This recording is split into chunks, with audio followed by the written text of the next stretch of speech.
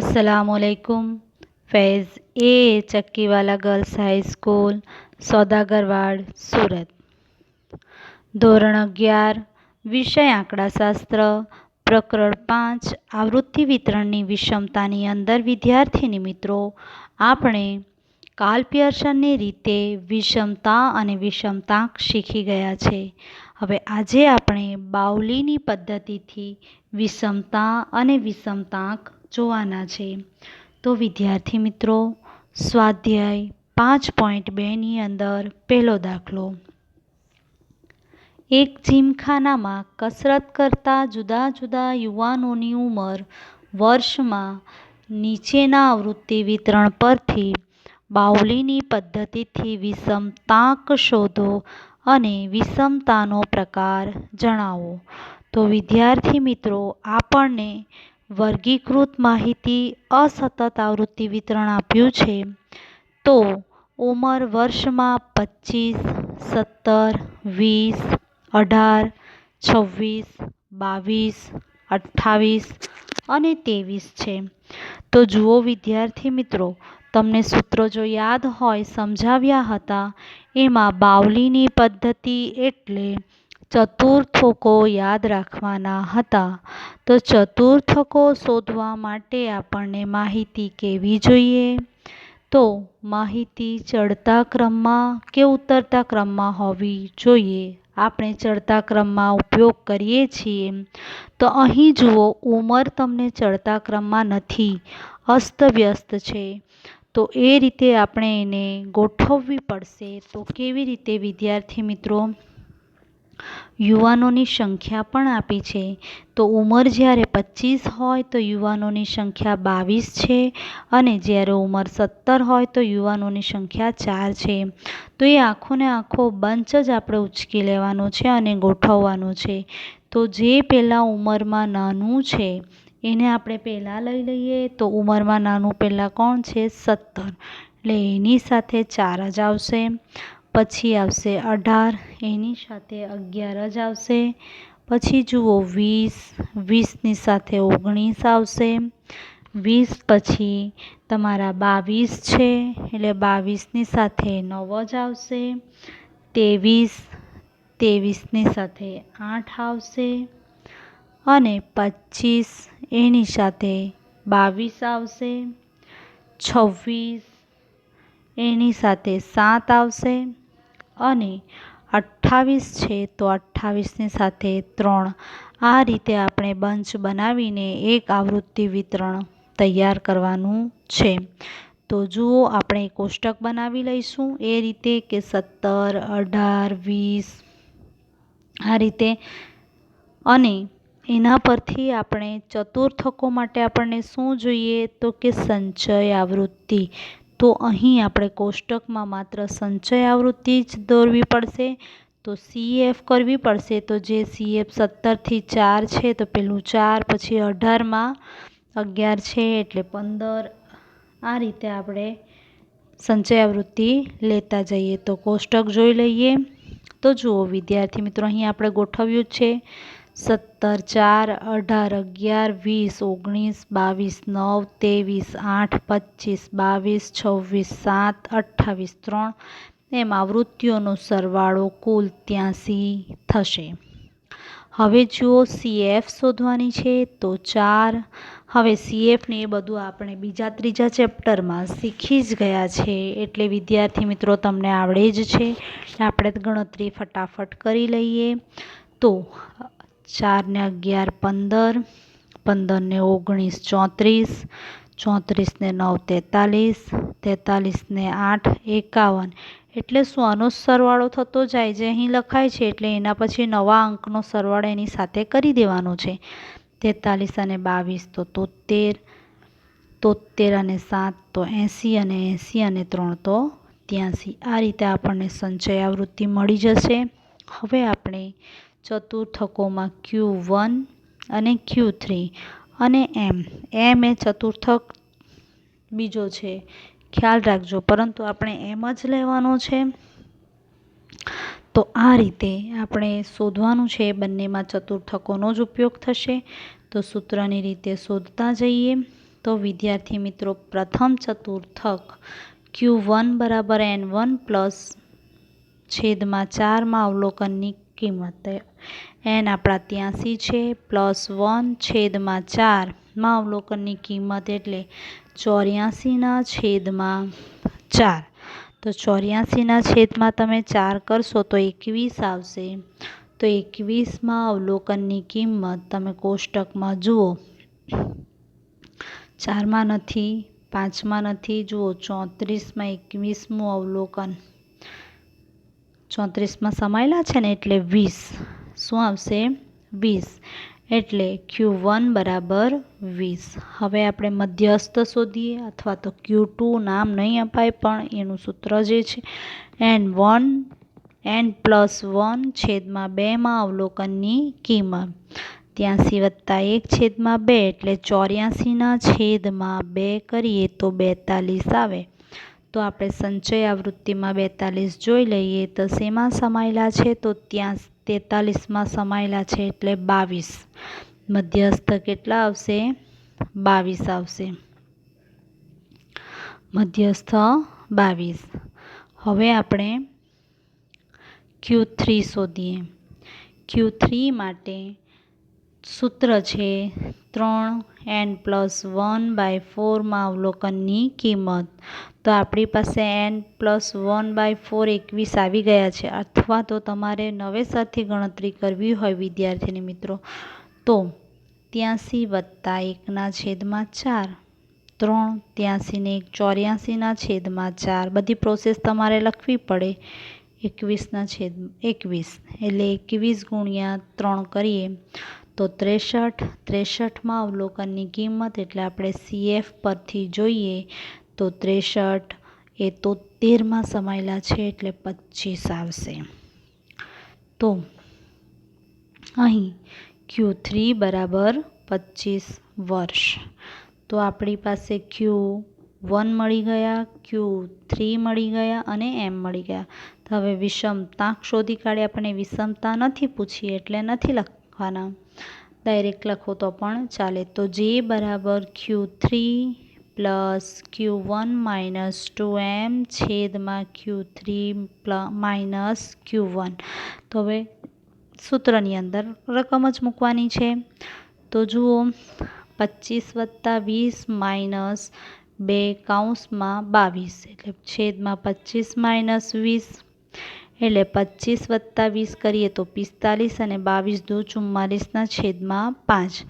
45 ઓછા 44 કરીએ તો 1 અને છેદમાં 5 અને 1/5 કરીએ તો 0.2.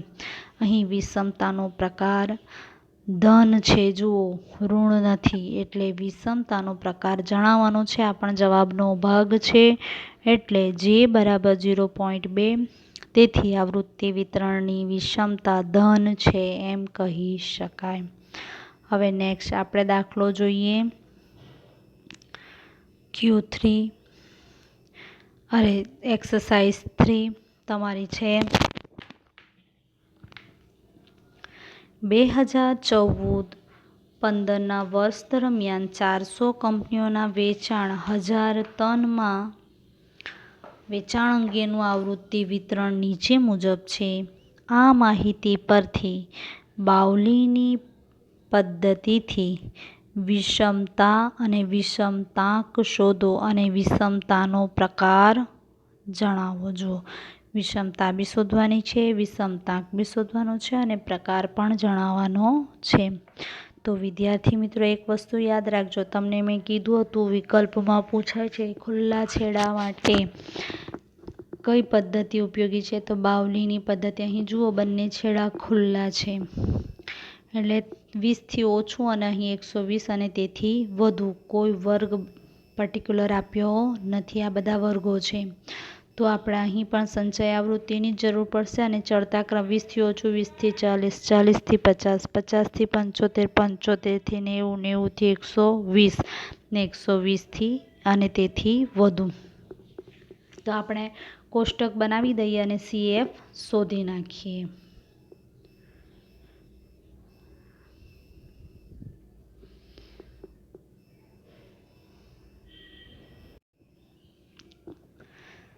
તો વિદ્યાર્થી મિત્રો, અહીં આપણે CF શોધવી જરૂરી છે. તો CF તમારે આ n સંખ્યાઓ પહેલાં કુલ કરવી પડશે અને આ જે સંખ્યા આપી છે એનો સરવાળો આપણે કરતા જઈશું એટલે CF મળી જશે. તો કોષ્ટક રેડી કરી દઈએ. તો કોષ્ટક માટે આપણને વેચાણ તો 20થી ઓછું, 20થી 40, 40થી 50, 50થી 75, 75થી 90, 90થી 120 અને 120 અને તેથી વધુ. એ જ રીતે કંપનીઓની સંખ્યા Fમાં 30, 70, 125, 100, 40, 20, 15 બધાનો સરવાળો n બરાબર 40. એટલે આપણી છેલ્લી CF 400 આવી રહેવી જોઈએ. n બરાબર 400 છે. તો 30 CFમાં પહેલી CF 30, 30 વત્તા 70 એટલે 100, 30 વત્તા 70 વત્તા 125 એટલે 225 અને તમે 100 વત્તા 125 કરો તો પણ 225, 225 વત્તા 100 કરો એટલે 325, 325 વત્તા 40 કરો એટલે 365, 365 વત્તા 20 કરો એટલે 385 અને 385 વત્તા 15 કરો એટલે 400. તો વિદ્યાર્થી મિત્રો, અહીં આપણી CF શોધાઈ ગઈ છે. હવે આપણે ચતુર્થકો અને મધ્યસ્થ શોધીએ. તો પ્રથમ ચતુર્થક માટે હવે અહીં આ સતત આવૃત્તિ વિતરણ કહેવાય. તો વિદ્યાર્થી મિત્રો, એમાં આપણે મોટા સૂત્રનો ઉપયોગ કરવો પડે. તો પહેલાં વર્ગ શોધવો પડે. તો પ્રથમ ચતુર્થક વર્ગ એટલે કે Q1 વર્ગ એટલે n/4. યાદ રાખજો, n+1 નહીં આવશે. તો વિદ્યાર્થી મિત્રો, અહીં Q1 વર્ગ n/4માં અવલોકનને સમાવતો વર્ગ એટલે 400ના છેદમાં 4ને સમાવતો વર્ગ એટલે 100ને સમાવતો વર્ગ. તો જુઓ 100 શેમાં સમાયેલા છે? તો કે 100ની સામેનો વર્ગ છે 20થી 40. 20થી 40 તો આપણે આ લઈ લેવો પડે એટલે Q1 વર્ગ આવ્યો છે. હજુ તો 20થી 40. હવે અહીં જો 20થી 40, 40થી 50 નિવારક વર્ગો છે એટલે આપણે L બરાબર 20 નક્કી થઈ જશે અને n/4 આપણા આવેલા છે. આપણને સૂત્ર મગજમાં હોવું જોઈએ કે Q1નું સૂત્ર L પ્લસ n/4 CF છેદમાં F ગુણ્યા C. તો L બરાબર 20, n/4 આપણા 100 આવી ગયા છે. CF એટલે જે વર્ગ આવ્યો છે આપણો 20થી 40 એની ઉપરની CF 30 છે અને છેદમાં F એટલે જે વર્ગ આવ્યો છે એ વર્ગની આવૃત્તિ 70 અને વર્ગ લંબાઈ જે વર્ગ આવ્યો છે એની વર્ગ લંબાઈ એટલે 20થી 40ની વર્ગ લંબાઈ 20. હવે આ બધું આપણે સૂત્રમાં લખી દઈએ. તો Q1 20 પ્લસ 100 - 30 છેદમાં 70 ગુણ્યા 20. 20 વત્તા જુઓ અહીં 70 આવેલા છે અને છેદમાં પણ 70 છે અને તમે ગુણ્યા 20 કરો તો 70 70 નીકળી જાય, અથવા તો 70 દુના 70 અને 20નો તમે ગુણાકાર કરશો તો ભાગ્યા 20 કરો તો પણ તમારા 20 જ આવવાના છે. આ રીતે એટલે 20 વત્તા 20 બરાબર 40,000 ટન એકમ લખવો જરૂરી છે. હવે નેક્સ્ટ મધ્યસ્થ. Same process. સૂત્રના હિસાબે n/2માં અવલોકનની કિંમત એટલે 400/2 બરાબર 200માં અવલોકનને સમાવતો વર્ગ. તો CF પરથી સ્પષ્ટ છે કે m વર્ગ બરાબર 40થી 50 આવશે. 200માં આપણે જોઈ લઈએ. જુઓ અહીં 225 એટલે 40થી 50 આવે છે. તો આ રીતે આપણો m વર્ગ 40થી 50 એટલે L બરાબર 40, n/2 200 આવી ગયા છે. CF જે વર્ગ આવ્યો છે CF એટલે આપણા 40થી 50 છે. જે વર્ગ આવ્યો છે એની ઉપરની સંચય આવૃત્તિ અને F એટલે જે વર્ગ આવ્યો છે એની આવૃત્તિ અને C બરાબર બંને વચ્ચેનું અંતર 10। અહીં વર્ગ લંબાઈ પણ અસમાન છે, બે વસ્તુ છે, એક તો ખુલ્લા છેડા છે અને વર્ગ લંબાઈ પણ અસમાન છે, એટલે આપણે આ જ રીત કરવી પડે. તો વિદ્યાર્થી મિત્રો આપણે હવે એને સૂત્રમાં એપ્લાય કરીએ. તો m બરાબર 40 વત્તા 200 - 100 છેદમાં 125 ગુણ્યા 10. તો 40 200 - 100 કરીએ તો 100 અને વર્ગ લંબાઈ 10 ગુણાઈ જશે છેદમાં 125. હવે 1000 ભાગ્યા 125 કરો તો 8 આવશે. 40 વત્તા 8 બરાબર 48 ટન. અહીં આપણો m મળી ગયો છે. હવે તૃતીય ચતુર્થક તો Q3 વર્ગ 3 કૌંસમાં n/4 અવલોકનને સમાવતો વર્ગ. આપણે n/4 મળી ગયા છે 100, અથવા તો તમે 400 ભાગ્યા 4 અને 12 કૌંસમાં લખીને 3 લખો અને તો પણ તમે કરી શકો છો. તો 3 ગુણ્યા 100 કરીએ તો 300માં અવલોકનને સમાવતો વર્ગ. તો CF પરથી સ્પષ્ટ છે કે Q3 વર્ગ. તો કેવી રીતે ખબર પડે? તો 300 આપણે જોવા પડે. જુઓ તમારા કોષ્ટકમાં 325ની સામે જુઓ 50 થી 75 છે, તો આપણો વર્ગ આવશે 50 થી 75.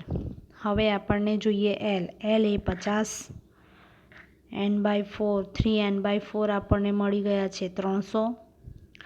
CF એટલે કે જે વર્ગ આવ્યો છે એની ઉપરની આવૃત્તિ 200, એની સંચય આવૃત્તિ 225 અને જે વર્ગ આવ્યો છે એની આવૃત્તિ 100 F અને C બરાબર બંને વચ્ચેની વર્ગ લંબાઈ 25. હવે એને આપણે સૂત્રમાં એપ્લાય કરીએ તો 50 વત્તા 300 - 225 છેદમાં 100 ગુણ્યા 25. એટલે 300 - 225 એટલે 75. 75 એટલે તમે ગુણ્યા 25 કરો છેદમાં 100 લખો. કોઈ બી રીતે સાદુરૂપ આપો તમે, અથવા તો 25 ભાગ્યા 4 કરી દો એટલે આ 4 આવી ગયા છે, એટલે એનું સાદુરૂપ આપતા 18.75. 50 વત્તા 18.75 એટલે 18.75 અને 68.75 હજાર ટન એકમ લખવો જરૂરી છે. હવે આપણે વિષમતા શોધીએ, વિષમતાંક શોધીએ અને એનો પ્રકાર જણાવીએ. તો બાવલીની પદ્ધતિથી વિષમતા Sk = Q3 + Q1 - 2m. તો Q3 68.75, Q1 40 - 2m બરાબર 48. હવે 68.75 વત્તા 40 કરીએ તો 108.75 -48 ગુણ્યા 2 એટલે 96. 2ની બાદબાકી 12.75 હજાર ટન. વિષમતાંક. તો વિષમતાંક એટલે આપણી પાસે Q3 + Q1 - 2m. ફરીથી આ ગણતરી નહીં કરવી હોય તો ડાયરેક્ટ તમે Sk લખી શકો છો અને છેદમાં Q3 - Q1 એટલે Q3 + Q1 - 2m ના છેદમાં Q3 - Q1 લખો, અથવા તમે Sk ના છેદમાં Q3 - Q1 લખો, બંને સેમ છે. તો Sk આપણા 12.75 અને છેદમાં 68.75 - 40 કરીએ તો 12.75 ના છેદમાં 28.75 એટલે બંનેનો ભાગાકાર 0.44. જુઓ ધનમાં આવે છે એટલે પ્રકાર કેવો કહેવાશે? ધન વિષમ છે, એટલે વિષમતાનો પ્રકાર ધન છે. જે બરાબર 0.44, તેથી આવૃત્તિ વિતરણ ધન વિષમ છે. અહીં વિદ્યાર્થી મિત્રો આપણો દાખલો પૂરો થાય છે, પરંતુ એક વસ્તુ ધ્યાનમાં રાખજો.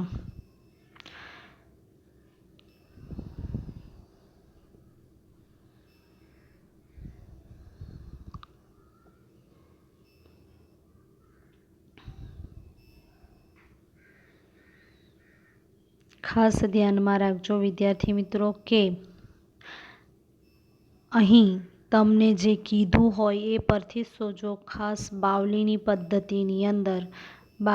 પદ્ધતિની અંદર Q1, Q2 અને Q3નો ઉપયોગ થાય છે, પરંતુ Q2નો ઉપયોગ થતો નથી. ખ્યાલ રાખજો. ચતુર્થકો એની જગ્યા પર એમ લખવો જ જરૂરી છે, ભલે સૂત્ર એમને બંનેનો જવાબ સરખો આવે. જો તમે ભૂલથી Q2નો ઉપયોગ કરી લીધો તો દાખલો ખોટો પણ પડી શકે છે. એટલે વિદ્યાર્થી મિત્રો ખાસ સૂત્ર યાદ રાખજો. નેક્સ્ટ પીરિયડમાં આપણે મળીશું ત્યારે બીજી ચર્ચાઓ કરીશું. અને વિદ્યાર્થી મિત્રો ગૂગલ ફોર્મ ભરો, એ ભરતા પણ તમને આવડવું જોઈએ. તો વિદ્યાર્થી મિત્રો ઓનલાઈન ક્લાસીસની અંદર જે સૂચનાઓ તમને અપાય છે એ સૂચનાઓ ફોલો કરો. Thank you.